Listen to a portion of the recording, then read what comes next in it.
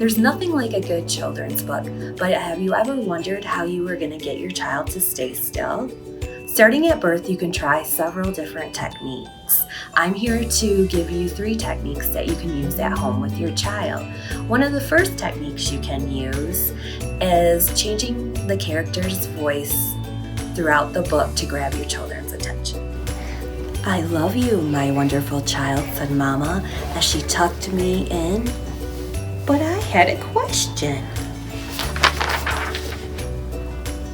Mama, what if I were a big, scary ape? Would you still love me then?" You can also try books with songs to engage your child. Then 5 little monkeys jumped on the bed. One fell off and bumped his head. Mama called the doctor and the doctor said, "No more monkeys jumping on the bed." Another way to grab your child's attention is to try rhyming. "Will you keep me in the zoo? I want to stay in here with you." "We do not want you in the zoo. Out you go. Out. Out with you." For more reading tips or to learn about your child's development, please visit before3tosucceed.org.